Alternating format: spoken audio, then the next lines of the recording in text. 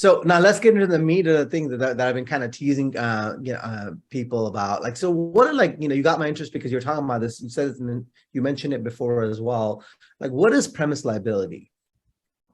So premises liability is basically when a person gets injured on someone else's property, which was caused by a defect or some kind of negligence on that person's property.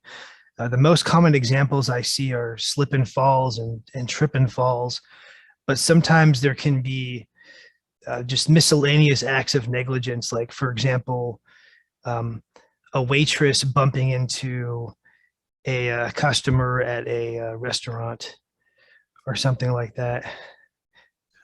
Like anything interesting that you've dealt with that people will be surprised at, or anything that comes to mind for you that was kind of unique, or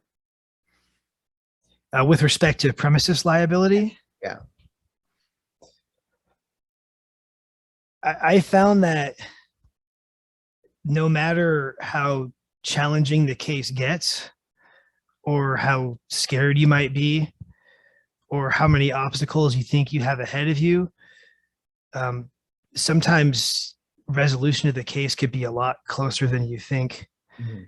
And so, especially for me, I'm going out on a limb for a lot of these people, and my confidence and bravery in going forward, despite the amount that I have to fight, is very important. Right. And so what's a common, like, so when you file a premise liability, you mentioned you have to file a lawsuit, right? What's the common defense? Like, what is it you're usually facing from the other side? What do they normally say? And obviously every case is different, but like, what's a common defense for them? So one really common defense is called like lack of notice. So anytime a personal injury victim is claiming that they slipped and fell or tripped and fell on a defect, they have to prove that the owner of the property had notice of the defect.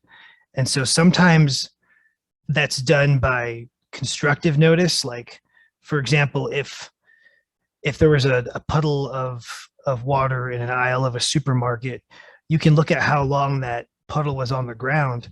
And then if it was on the ground for a long time, that would give the owner constructive notice. Okay. And then there's like actual notice, which is where the owner is actually aware of the defect and they're not doing anything about it.